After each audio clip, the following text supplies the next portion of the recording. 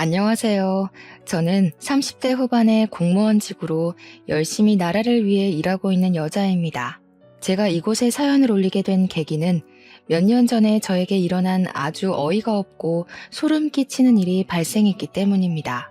정말 제 상상 밖의 일이 일어났던 터라 당시에는 이게 꿈인지 생시인지 구별이 가지 않을 정도였어요. 믿었던 사람에게 그렇게 큰 배신을 당할 줄은 정말 이래서 한 치 앞도 모르는 인생이라는 말이 있나 봅니다. 지금은 물론 남편이랑 아이랑 행복하게 오순도순 살고 있긴 하지만 아직도 몇 년 전 그 일을 생각만 하면 배가 다 당겨오는 듯한 경련이 일어난답니다. 어떤 일인지 궁금하시죠? 지금부터 제가 제 얼굴에 침 뱉기일지 모를 그 이야기를 시작해 보도록 하겠습니다. 시간을 거슬러 올라가 남편과 처음 만났던 그 시절부터 이야기를 해볼까 합니다. 저는 남편을 처음 만날 당시 공무원이 되기 위해 시험을 준비하고 있었던 수험생이었습니다. 독서실은 너무 답답해서 저와 잘 맞지 않았고 도서관 열람실을 매일같이 문 열 때 들어가서 문 닫을 때 나오곤 했습니다. 열람실 자리 싸움이 은근히 치열하거든요. 그래서 매일 아침 7시에 가서 자리를 맡아서 공부를 하고 있었죠. 제 자리가 볕이 은근히 비치는 자리라서 등도 따숩고 밝아서 그 주변이 인기가 많았어요. 남편은 제 옆옆 자리에 앉아서 항상 공부를 하고 있었습니다. 원래 공부하는 애들의 규칙 같은 게 있거든요. 자기가 앉던 자리에 앉아서 공부를 해야지만 집중도 잘 되고 문제도 술술 잘 풀리는 그런 하찮은 징크스요.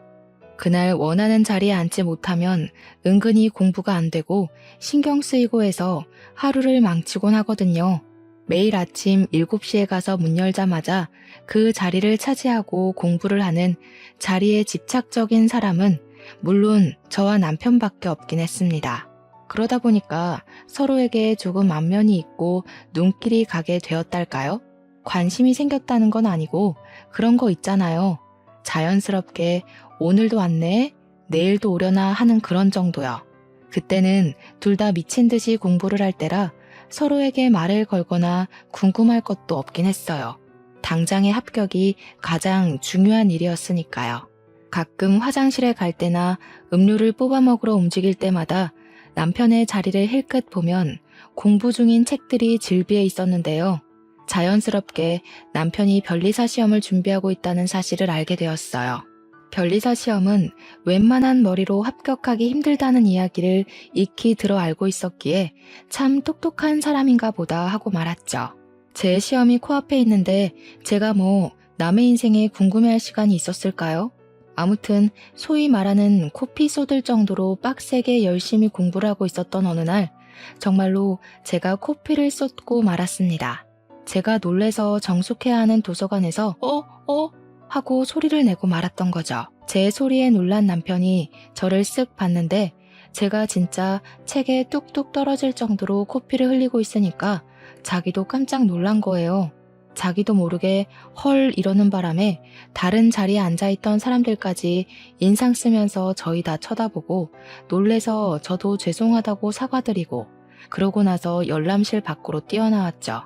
코피가 멈추질 않아서 막 휴지 뭉텅이로 틀어막고는 하늘을 보고 병원을 찾아가야 하나 하고 있었습니다. 그런데 뒤에서 누가 고개 젖히지 말고 숙이세요 하더라고요. 보니까 남편이 쫓아 나왔더라고요. 코피로 흠뻑 젖은 제 휴지를 가져가더니 새로운 휴지 뭉텅이를 주면서 코를 꽉 누르더라고요. 순간 아파서 인상을 쓰긴 했지만 그러고 조금 뒤에 코피가 멎어서 와 대박이다 하고 있었습니다. 뜻밖의 친절함을 만나서 가슴이 조금 두근거리기도 했던 것 같아요. 저한테 공부를 열심히 하시더니 코피까지 쏟는다면서 자기는 아무리 노력해도 코피는 안 나더라고 막 너털웃음을 짓더라고요. 순간 주변 공기까지 얼어붙는 듯한 어색함이 흘렀지만 제 코피를 닦아준 게 너무 고마워서 감사합니다 하고 인사를 했죠. 근데 제 코피를 닦다가 묻은 건지 뭔지 옷소매에 코피가 묻었더라고요. 피라서 잘 지워지지도 않을 텐데 너무 미안했죠. 제가 되게 조심스럽게 소매에 제 코피가 묻은 것 같다고 이야기를 하니까 아, 이거 아끼는 옷인데 하면서 옷을 살펴보더라고요. 아끼는 옷 같아 보이긴 했어요. 어쩐지 매일같이 그 옷만 입고 오더라니까요. 제가 멀뚱히 있을 수는 없어서 세탁비를 드리겠다고 말을 걸었더니 곰곰이 생각을 해보더니 그러지 말고 밥이나 한 끼 사달라고 하더라고요. 가난한 변리사 수험생이라면서 저한테 공무원 시험 준비하시나 봐요? 얼마 안 남았죠? 하면서 넉살 좋게 굴었어요. 저는 속으로 솔직히 세탁비 얼마나 한다고 밥을 사라는 건지 좀 구시렁거리고 있었거든요. 그래도 저한테 고마운 사람이니까 한 끼 사겠다고 했더니 예상 밖으로 도서관에 있는 매점에 가서 우동을 시키더라고요. 여기 우동 국물이 진짜 끝내준다고 아무래도 대기업 우동 국물 받아다 쓰는 것 같다고 하더라고요. 은근히 웃긴 모습도 있고 사람이 수더분하기도 하고 밥 먹는 내내 어색할 것 같았는데 의외로 재밌고 어색하지도 않았습니다. 그렇게 3개월 정도를 더 도서관에서 매일 보면서 눈인사도 하고 가끔 같이 밥도 먹고요. 뭐 그래봐야 우동이긴 하지만요. 그렇게 커피까지 나눠 마시는 사이가 되었습니다. 저는 시험 전날이 다가왔고 오늘이 마지막 도서관 출입이 되겠다고 깊은 다짐을 하면서 공부를 시작했어요. 그런데 옆자리에서 계속 저를 힐끔힐끔 보던 남편이 저한테 쪽지를 하나 건네주더라고요. 내일 시험이죠? 이렇게 쓰여있는 쪽지를요. 제가 고개를 끄덕이니까 잠깐 나가서 커피라도 한잔하자고 하더라고요. 남편을 뒤따라서 나가니까 저한테 초콜릿 상자 하나를 내미는 게 아니겠어요? 시험 잘 보고 오라고 꼭 합격하라면서요. 그러더니 혹시 합격이라도 하면 내일부터 도서관에 나오지 않는 거냐고 물어보더라고요. 2차는 면접이라서 굳이 나올 필요 없을 것 같다고 이야기하니까 번호를 좀 알려달라고 했습니다. 얼굴이 빨갛게 변해서 이야기를 하는데 괜히 저까지 얼굴이 달아오르는 느낌이었어요. 못 알려줄 것도 없다 생각해서 번호를 교환하고 저는 다음날 공무원 시험을 봤고요. 가채점 결과 무난하게 합격할 수 있을 것 같았습니다. 공무원 시험을 준비한 지 1년 만에 저는 최종 합격을 했고 공무원이 되었습니다. 가족들은 당연히 난리가 났죠. 노후가 제대로 보장이 된 공무원이 되었으니 이제 시집만 잘 가면 된다고요. 저도 무척이나 기뻤지만 그 기쁨 가운데 속 어딘가에 남편의 시험이 궁금하고 생각이 났어요. 제가 시보 생활을 끝마친 뒤 주민센터에 발령이 나서 일을 하는 동안에도 남편은 열심히 공부를 하고 있었습니다. 공무원이라는 게 민원만 잘 해결해서 끝이 나는 게 아니더라고요. 정말 일이 너무 나빠서 정신이 없을 정도였습니다. 이 일을 어떻게 한 사람이 다 했을까 싶기도 했고요. 인원이 하루빨리 충원되기만을 기다렸죠. 그렇게 바쁜 와중에도 사람들은 죄다 연애도 하고 취미생활도 즐긴다고 하잖아요. 저도 뭐 별반 다를 거 없는 인간이더라고요. 하루가 어떻게 흘러가는지 모를 정도로 일이 바쁜 와중에도 틈틈이 남편과 연락은 이어나갔습니다. 저한테 오늘 하루는 어땠냐, 자기는 날 공부하느라 정신이 없다, 이런 식으로 연락이 오면 저는 실무를 맡게 되니까 너무 어렵다, 공무원 시험에 나오는 문제들이랑 실무는 너무 다르다 하면서 일상 대화를 이어나갔죠. 남편은 주말에도 공부를 해야 하니까 사실 만나서 밖에서 뭐 데이트를 한다거나 하는 일은 없었지만 도서관에는 휴관일이라는 게 존재한답니다. 나라에서 운영하는 공간이다 보니 주에 한 번 휴관일이 꼭 있거든요. 그때나 잠깐 만나서 못다한 이야기를 꼭 피웠죠. 제가 일하는 주민센터가 도서관이랑 멀지 않은 곳이라는 것도 큰 장점 중에 하나였어요. 점심시간에 실무관들이랑 같이 밥을 먹지 않아도 되는 날에는 도서관에 가서 남편이랑 같이 우동을 먹었거든요. 그렇게 시간을 보내다 보니까 어느 날 문득 우리가 데이트를 하고 있는 게 아닌가 하는 생각이 불쑥 들더라고요. 저는 항상 명확한 걸 좋아하는 성격이었기에 그냥 남편에게 대놓고 물어보았습니다. 혹시 우리 무슨 사이인지 알아요? 하고요. 한참 말이 없던 남편이 저한테 쑥스러워하면서 말을 하더라고요. 사실은 어떻게 말을 해야 하나 고민을 하긴 했었다면서 우리 사귈래요? 하고요. 저도 뭐 남편한테 스며들고 있었던 터라 고개를 끄덕이며 긍정의 표시를 보냈고 우리 둘은 그날부터 연인 사이로 발전하게 되었습니다. 남편은 저와 연애를 시작한 지 얼마 되지 않아 변리사 시험을 보았고요. 아쉽고 슬프게도 1차에서 낙방을 하고 말았습니다. 변리사 자격증을 따는 게 정말 쉬운 일이 아니더라고요. 물론 공무원 시험도 쉬운 건 아니었지만 조금 차원이 다르다고나 할까요? 진짜 쟁쟁한 똑똑이들 사이에서 치열하게 경쟁을 해내고 쟁취를 해야 했어요. 저라고 쉽게 공무원이 된 건 아니지만 변리사 시험은 아예 1년을 통으로 써가면서 시험을 봐야 하니까 힘들긴 하겠더라고요. 남편은 다음 시험을 준비하기 위해 공부에 다시 돌입을 하게 됐고요. 저는 제 월급을 털어가면서 남편의 뒷바라지를 시작했습니다. 도시락을 싸들고 찾아가서 배를 채워주기도 했고 쉬는 날 남편이 도서관에서 공부를 하니까 저는 그 옆에 앉아서 책을 보기도 했고요. 그냥 같은 공간에 있는 것만으로도 행복하고 안정감이 느껴지더라고요. 그런 식으로 소소한 데이트를 즐기면서 1년을 보냈고 남편은 두 번째 시험을 보게 되었습니다. 이번에는 1차를 합격했기 때문에 더 집중해서 2차 시험을 준비하고 있었어요. 4개월이라는 시험 준비 기간이 존재했기에 남편은 정말 마지막이라고 생각하고 준비를 할 거라고 다짐을 했죠. 4개월은 정말 꼬박 공부에만 매달렸음에도 남편은 2차 시험 결과를 낙방으로 맞이해야 했습니다.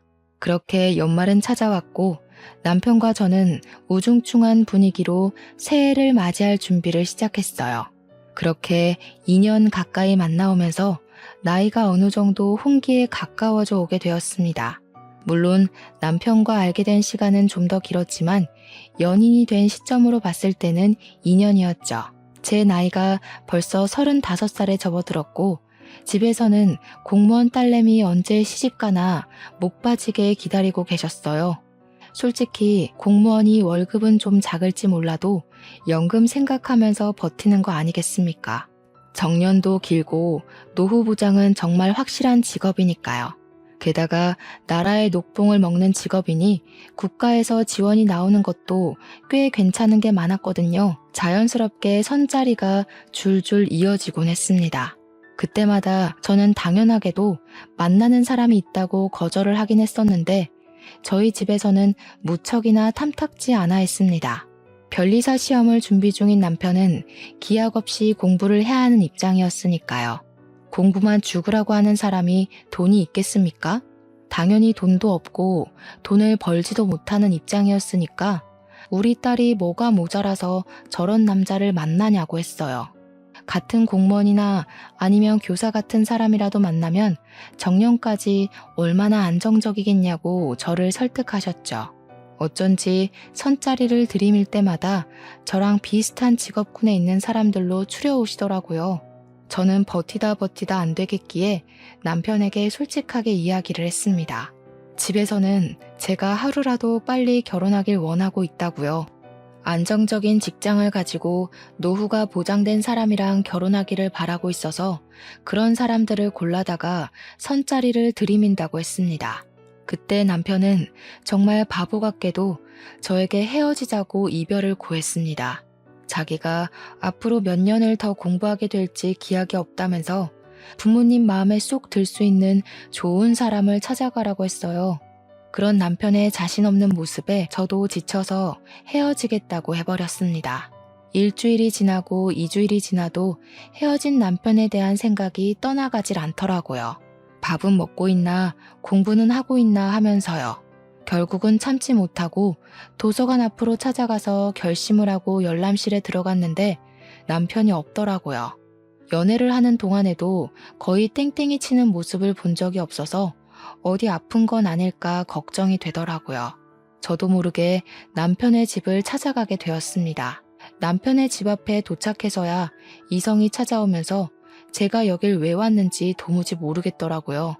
문 앞에서 발만 동동 구르면서 어쩌지 하고 있는데 뒤에서 누가 저한테 저기요 하고 말을 거는 거예요. 웬 아줌마가 저를 의아하게 보면서 여기 무슨 일로 찾아오신 거냐고 묻는데 느낌이 딱 남편의 엄마, 그러니까 시모 같더라고요. 제가 진한 씨 어머님이세요? 하고 물어보니까 고개를 끄덕이시더라고요. 솔직하게 이야기를 하는 게 좋을 것 같아서 사실은 내가 진한 씨랑 오래 만난 여자친구라고 헤어졌는데 도무지 걱정이 되고 보고 싶고 해서 찾아왔다고 말을 했습니다. 그러니까 어머님께서 어머 하시더니 안 그래도 진한이가 요즘 도서관도 안 가고 정신 나간 사람처럼 굴고 있어서 걱정이었다고 하셨어요. 일단 집으로 들어오라는 말에 염치불구하고 집에 들어가니까 술 먹고 자고 있을 거라며 방을 알려주시더라고요. 연애하는 와중에도 남편이 술을 마시는 걸 단 한 번도 본 적이 없었는데 술을 먹고 뻗었다고 하니까 걱정이 되면서도 한편으로는 열이 받더라고요. 저는 전전긍긍 지 생각만 하느라고 일도 실수하고 멍 때리고 그랬는데 속 편하게 술 처먹고 자고 있다고 하니까 화가 안 나겠어요? 방에서 자고 있을 거라고 하셨으니까 방문을 벌컥 열었는데 술 냄새가 진짜 온통 진동을 하는 겁니다.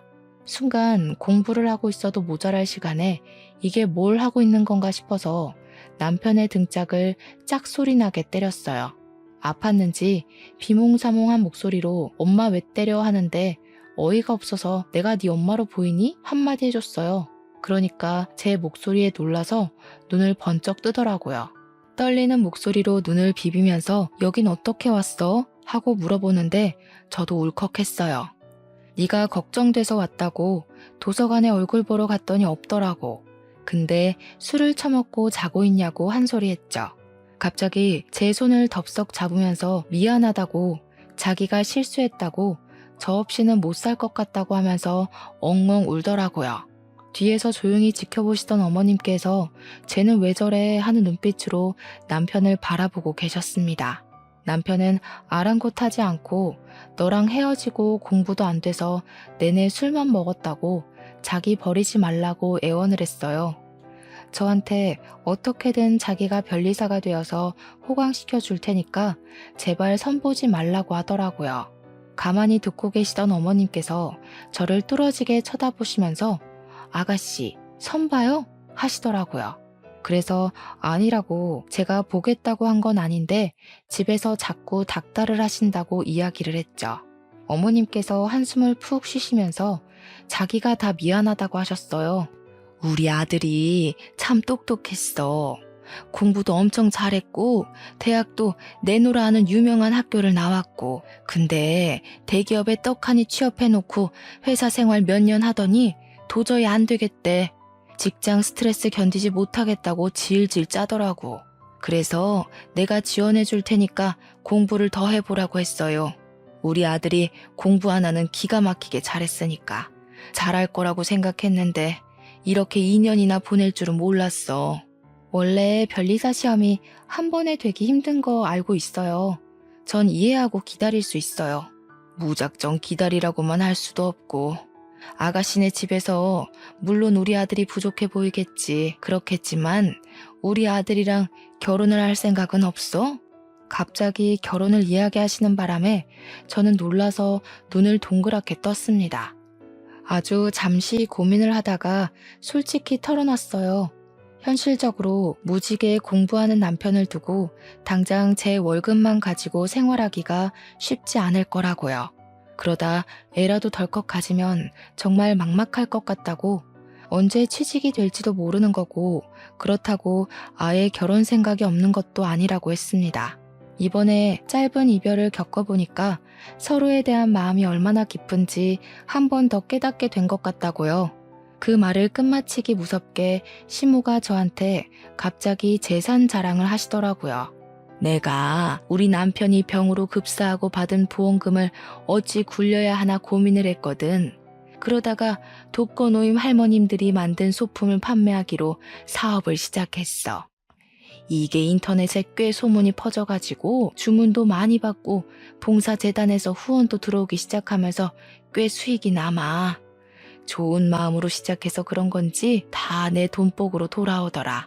우리 아들이 시험에 합격할 때까지 내가 부족한 부분은 채워줄게. 그러니까 우리 아들이랑 결혼해서 살아주면 안 될까? 그 말을 하시는데 이게 단지 돈자랑으로만 보이지 않고 정말 어머님이 아들을 끔찍하게 사랑한다는 모성애가 느껴졌어요. 제 손을 꼭 잡고 있는 남편과 저한테 아들을 잘 부탁한다고 말하는 시모 사이에서 진퇴양난이라면 그렇게 보일 수도 있겠지만 저는 좋았습니다. 남편에게 정식으로 프로포즈를 받고 집에다가 결혼을 하겠다고 이야기를 했습니다. 친정에다가는 통보식으로 전했더니 부모님께서는 당연히 난리가 나면서 반대를 시작하셨죠.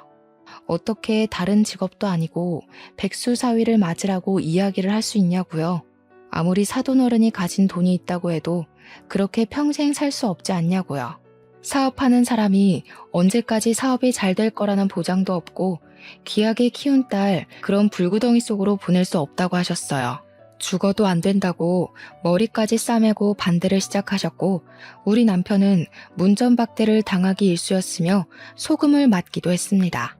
그럴 때마다 저도 부모님께 얼마나 화를 냈는지 몰라요. 공부하기도 바쁜 사람인데 매일같이 찾아와서 시간을 낭비하는 것도 서러웠고요. 아들이 이런 취급을 받는 걸 아시면서도 시모는 저를 응원해 주었습니다. 우리 아들이 죽고 못 산다는데 조금만 버텨달라고요. 제가 다 얼굴이 화끈거리고 죄송해서 할 말이 없었죠. 그렇게 한 달을 꼬박 매일같이 찾아와서 갖은 모욕을 당하면서도 제가 없으면 죽어도 안 된다는 남편에게 우리 엄마가 먼저 함락당하셨습니다. 우리 남편이 참 성품도 바르고 또 시모가 독거노인을 위한 사업을 하고 있다는 걸 알게 되면서 인성은 훈훈한 집안이라고 느끼신 거죠. 엄마가 마음의 문을 열고 집에 발은 들이게 해주자 집안 분위기가 점점 우호적으로 바뀌게 되었습니다. 철옹성 같은 우리 아빠는 끝까지 반대 의견을 굽히지 않았으나 결국 상견례 자리를 가지게 되었습니다. 물론 상견례 자리까지 오기에는 저의 단식투쟁이 좀 큰일을 하긴 했죠. 결혼 허락을 해주지 않으면 집에 발도 들이밀지 않겠다. 내가 손주를 두루두루 낳고 살 때 아빠는 외롭게 살아갈 거라고 항쟁한 결과였습니다.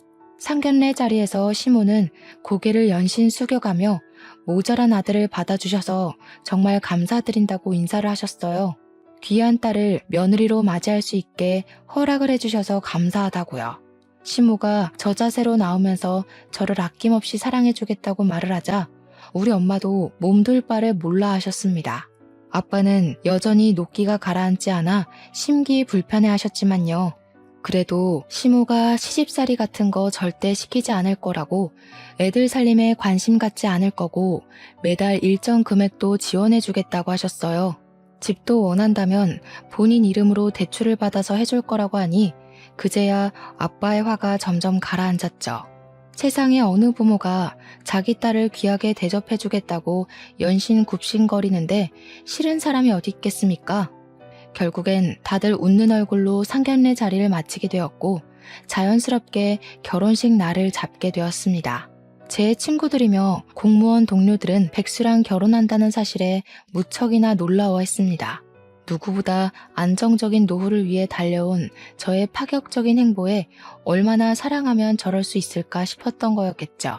사랑으로 감싸 안을 수 있다는 사실은 정말 변하지 않았습니다. 저는 남편과 결혼을 했고 신혼여행은 나중에 남편이 변리사 시험에 합격하고 나면 가자고 약속을 걸었습니다. 지금은 무엇보다 합격이 제일 중요했고 공부를 해야 할 시기였으니까요. 변리사 1차 원서 접수가 시작이 되었고 남편은 매일 밤 10시까지 도서관에서 공부를 하고 집으로 돌아와 또 공부를 했습니다. 저는 출근을 해야 했기에 패턴이 남편과 맞지 않았고 혼자 자야 하는 날이 늘어났지만 그래도 좋았습니다.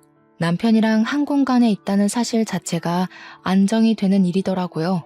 주말에 가끔 외출도 하고 맛있는 것도 사 먹으면서 소소한 데이트를 즐기며 살았는데 아무리 그래도 수험생이니까 매번 나가 놀 수는 없지 않겠습니까? 가고 싶은 맛집이나 예쁜 카페들도 리스트만 쭉 세워놓고 남편에게 가자는 말은 못하고 고민만 하고 있었죠.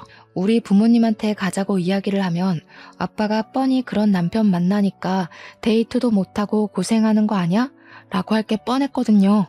어쩔 수 없이 시모한테 혹시 어머님 저랑 데이트나 한번 하실래요? 하고 연락을 드렸죠.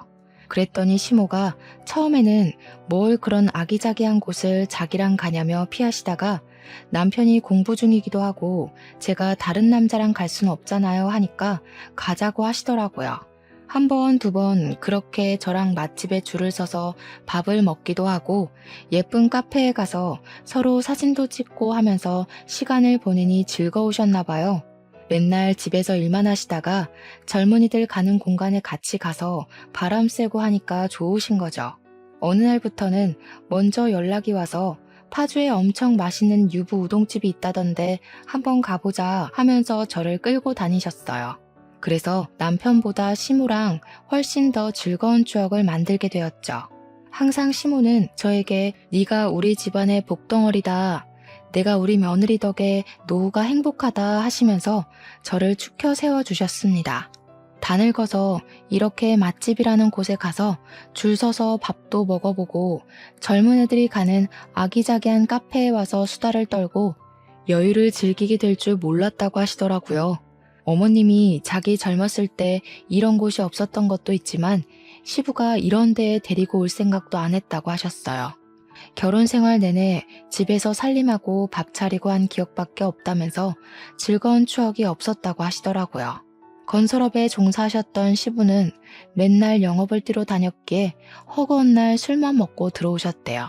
술이 해독이 되기도 전에 또 마시고를 반복하다가 결국에는 간이 급격하게 나빠지면서 급사를 하게 되었다고 하더라고요.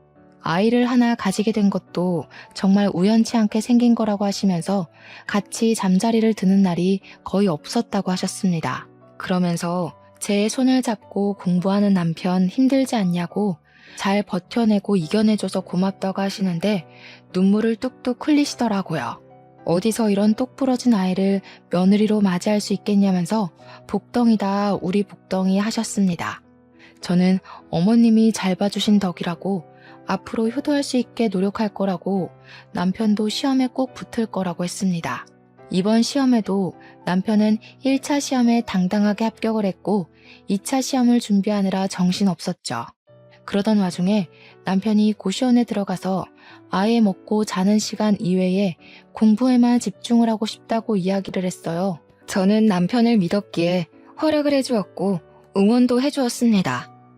주민센터에 일이 익숙해진 저는 삶의 여유를 더 만끽할 수 있게 되었고요. 주말에는 시모랑 데이트를 하고 가끔은 친정에 놀러가서 즐거운 신혼생활 이야기도 털어놓고요. 남편은 고시원 생활을 하는 와중에도 틈틈이 공부 중인 사진도 찍어서 보내주기도 했고 밥 먹는 사진을 올려주기도 했습니다. 떨어져서 지내야 하니 서운한 마음도 들긴 했지만 저는 남편의 공부를 열심히 응원했습니다.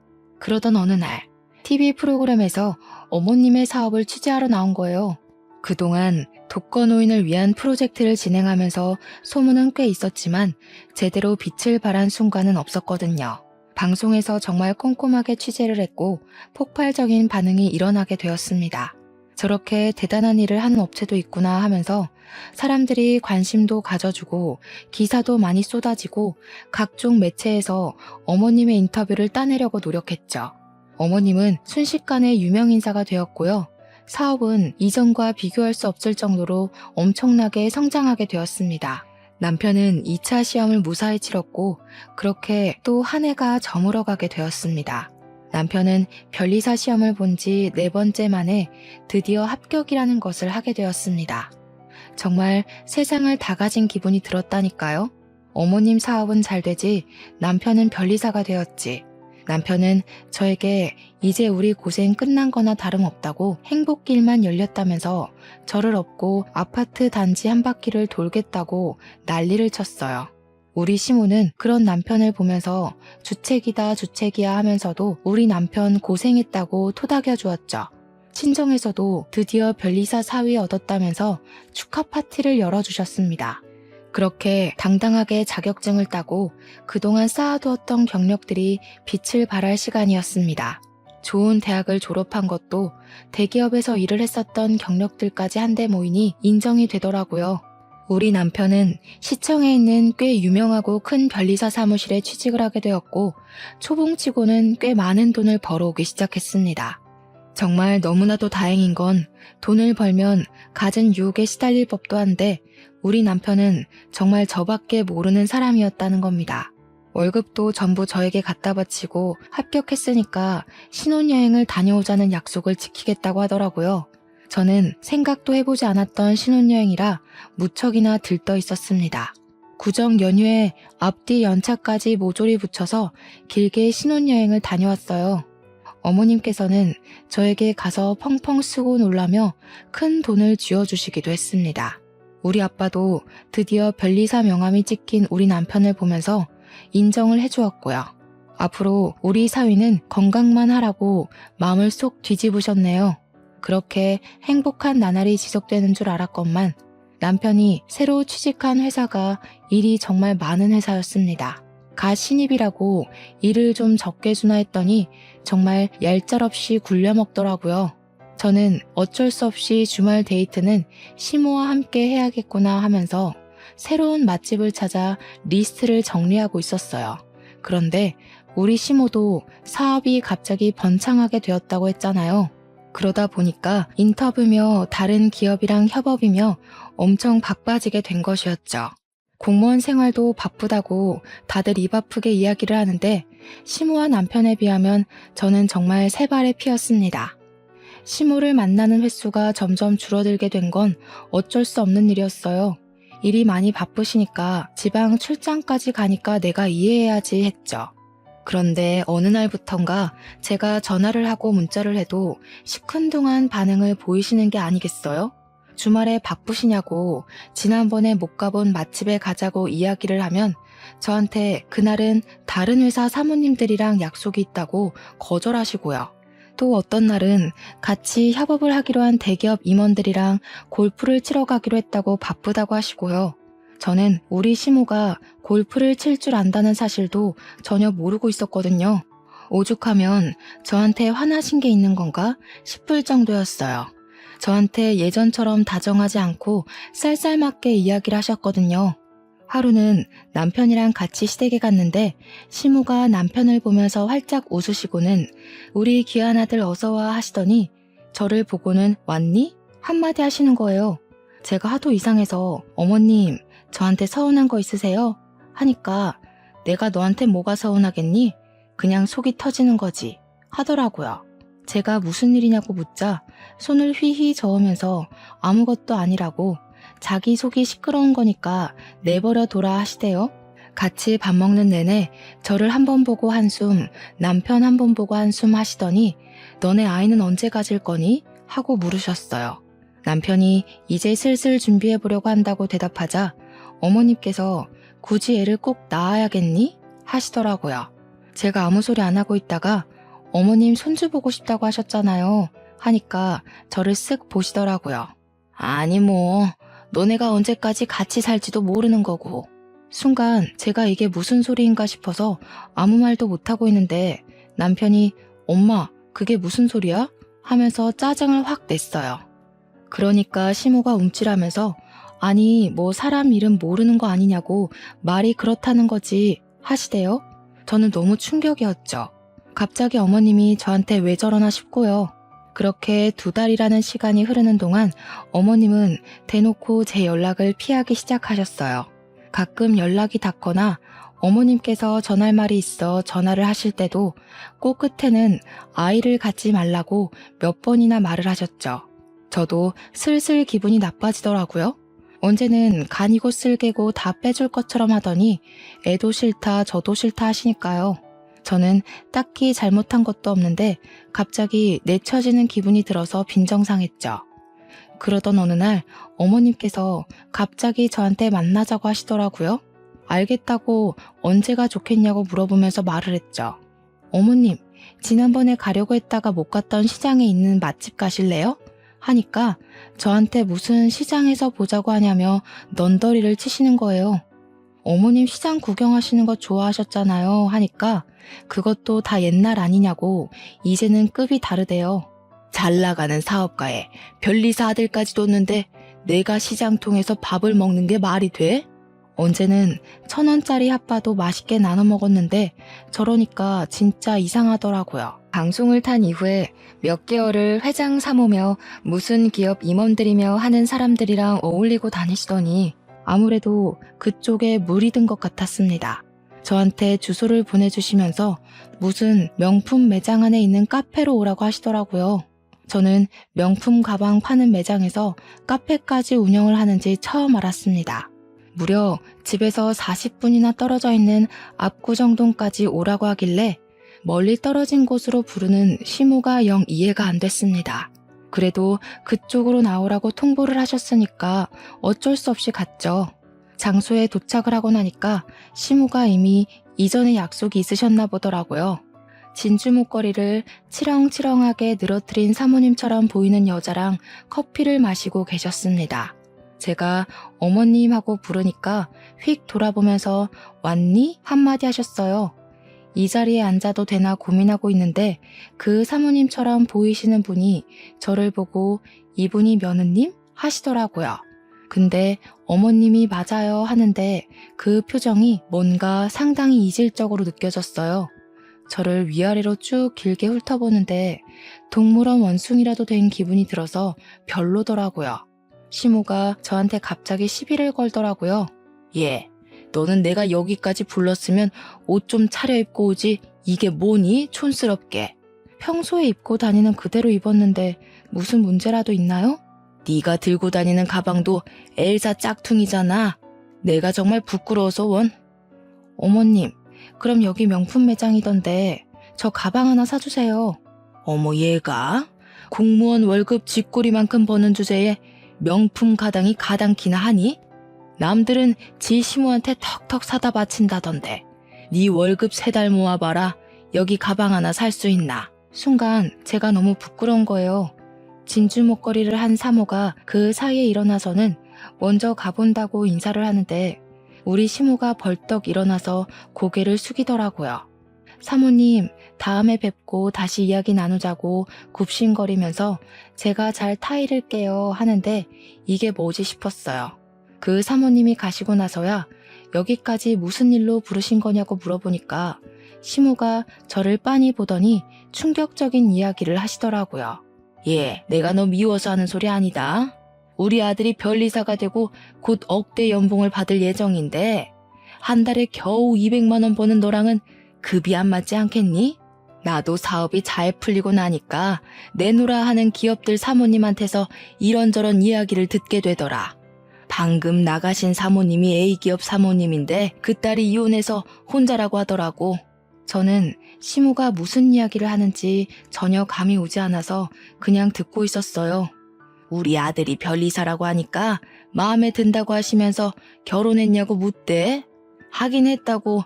근데 언제 헤어질지는 모른다고 했지. 어머님, 그게 지금 무슨 소리세요? 자기 딸도 돌싱이라면서 애만 없으면 이혼시키고 재혼시키는 게 어떻겠냐고 하시더라. 집안도 빵빵하고 딸이 음악을 했는데 음대에서 교수하고 있대. 너랑은 완전히 급이 다르지 않니? 그래서 지금 저보고 이혼이라도 하라는 말씀이세요? 공무원 시험 한 번에 합격했다더니 말귀를 잘 알아듣는 건 아주 좋아. 우리 아들 좀 놔주라. 우리 아들 재혼하면 더 잘 나갈 수 있는데 내가 마음이 급해서 너무 섣부르게 결혼을 시켰어. 제가 진짜 어이가 없어가지고 믿었던 시모에게 발등 제대로 찍힌 거죠. 저도 할 말은 해야겠다 싶었습니다. 제가 어머님 아들이랑 결혼해서 백수이던 시절에 돈 다 벌어와서 먹여 살린 거 아시죠? 그 뒷바라지 다 해가면서 변리사 만들어놨더니 이젠 나가 떨어지라고요? 절대 안 되죠. 제가 누구 좋으라고요? 어머님, 멀쩡한 부부 갈라놓으려고 수 쓰시는 거였어요? 어머님이 이런 사람인 거 다들 알고 있고요? 내가 뭐 빈손으로 나가라고 하겠니? 위자료 돈독하게 챙겨줄게. 네가 그 돈을 어디서 만져보겠어? 그깟 위자료 얼마나 주실 건데요? 우리 남편 연봉 1억이라 치고 앞으로 저랑 50년은 같이 살겠죠. 그러면 넉넉하게 위자료 50억 정도 주시면 생각해 볼게요. 얘가 정신 나간 거야? 50억이 네 집 개 이름이니? 어머님이 지금 저한테 하시는 말이 개소리인 건 알겠네요. 그리고 벌떡 일어났습니다. 저한테 뭐라고? 하면서 소리를 질렀지만 저는 가방 들고 그 매장을 나와버렸어요. 나와서 서러운 마음에 남편에게 전화를 걸었더니 오늘 일찍 퇴근하겠다고 하더라고요. 남편이 집에 오자마자 붙잡고 어머님이 당신이랑 이혼하라고 했다고 어느 기업 사모님이 당신이 마음에 든대 하면서 하나하나 고자질을 했죠. 그 집에 이혼한 딸이 있으니까 나랑 헤어지고 제가 하면 된다는데 어떻게 생각해? 그 말이 끝나기 무섭게 남편 얼굴이 창백해지더라고요. 그게 다 무슨 소리냐고, 진짜 우리 엄마가 그랬다고 하면서 믿지 못하길래 죄다 사실이라고 했어요. 내가 지금 이런 소리를 들으면서 살아야겠냐고 하니까 남편이 바로 시모한테 전화를 걸더라고요. 엄마 노망 났어? 정신 나간 거야? 어떻게 우리 와이프한테 그런 소리를 할 수가 있어? 이 여자가 나한테 어떤 여잔데? 얼마나 귀한 사람인데? 전화기 너머로 시모가 급 타령을 하는 소리가 들렸습니다. 내 급에는 우리 와이프도 감지덕지거든? 어디서 이런 여자를 만나?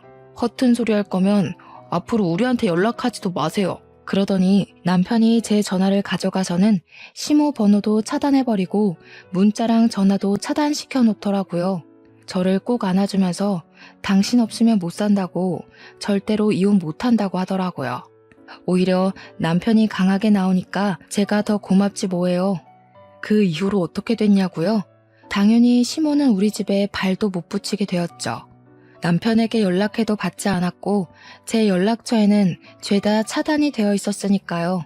그 난리가 난 날 저희에게는 새 생명이 찾아와서 저는 10달을 꼬박 품고 포동포동 귀여운 아들을 출산했습니다.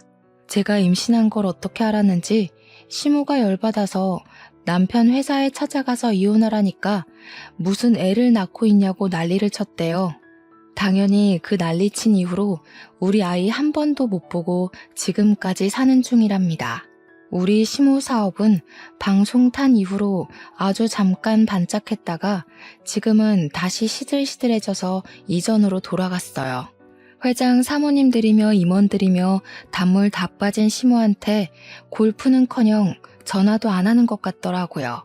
이게 다 인과응보 아니겠어요? 그렇게 급타령하면서 잘난 척하더니 지금은 외롭게 손주 얼굴도 모른 채 살아가고 있으니까요. 남편은 견고하게 저를 지켜주고 있어요. 저도 여전히 공무원으로서 열심히 하루하루를 잘 살아가고 있답니다. 이래서 마음을 곱게 쓰고 살아야 하나 봐요. 여러분들도 인과응보를 꼭 마음에 새기면서 사시길 바랍니다. 길었던 제 사연 들어주셔서 정말로 감사합니다.